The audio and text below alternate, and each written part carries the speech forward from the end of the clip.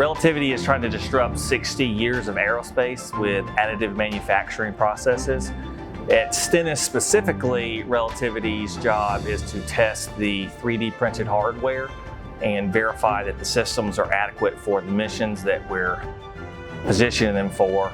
The Stennis site has a lot of infrastructure that's specifically designed for what we're looking for.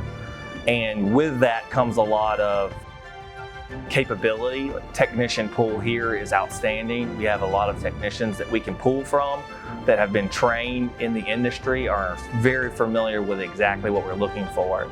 Because of the local Stennis and rocket experience and history here, the manufacturers, the welding crews, the steel companies here, all the providers are super well versed in the specifications that we're looking for, the rapid responses that we need, and it's very easy to find someone to do the work that we're looking for, and that's because of where we're at.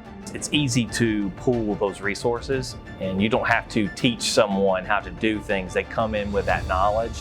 As a startup company, that helps tremendously. I'd have to say that in my experience with MDA, the county, Stennis as a local entity here has provided a lot of time and effort to incentivize us not only coming here, but being here and staying here. And I think that's something that startup companies are really interested in. The technology base, like additive manufacturing and testing hardware, those are unique technologies that are starting to develop, and getting a front start on those types of things sort of establishes credibility in that area, and I think that's a really good highlight point.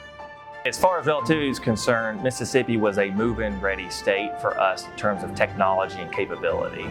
MDA and Hancock County have been key allies for Relativity as we expand and continue to grow our operations here at Stennis. Every time we need to reach out to someone, we just pick up a phone and call someone, and that is something that is difficult to put price on how valuable that is.